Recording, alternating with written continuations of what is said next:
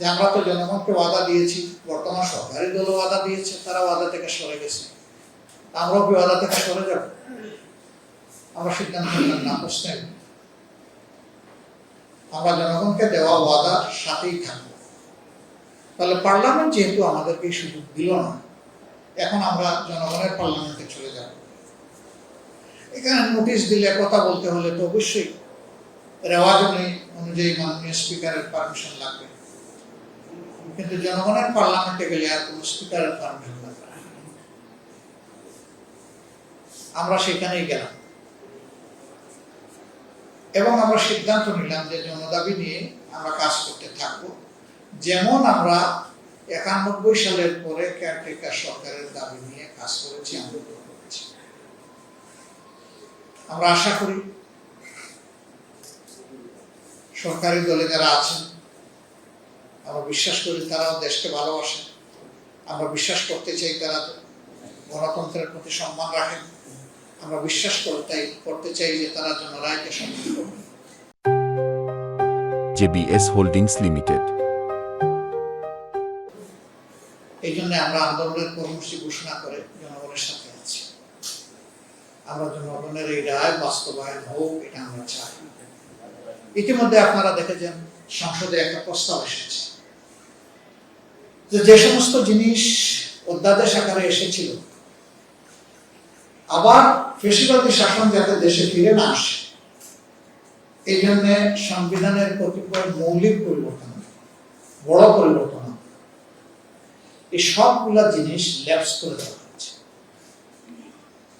সরকারি দল যেহেতু 2/3 মেজরিটি, কোনটা তারা আলোচনায় আনেননি, আর কোনটা হালকা ভাবে আলোচনায় এনে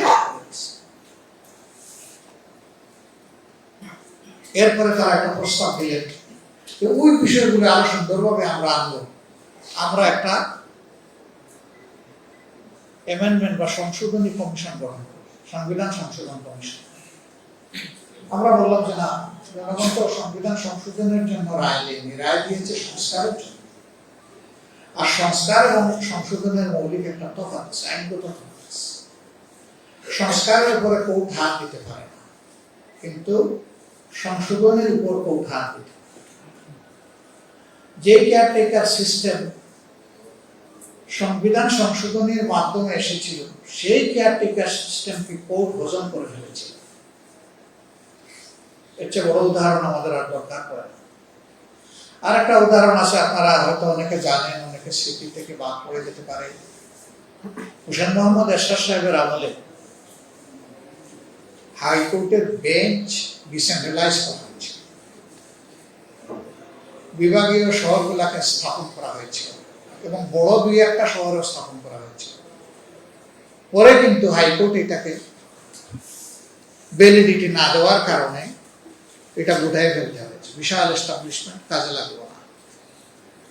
এই সংস্কার পরিষদে মানে সংস্কারের যে আলোচনা হয়েছে, এখানে এটা একটা বিষয় ছিল যে কোর্ট ভার নিতে পারছে না এককভাবে ঢাকা, এটাকে ডিসেন্ট্রালাইজ করা দরকার। তখন যদি এটা না গুটানো হতো, তাইলে এখন কিন্তু থাকে এটা। তো কোর্টের কিছু এখতিয়ার আছে সংস্কারের উপরে। এটা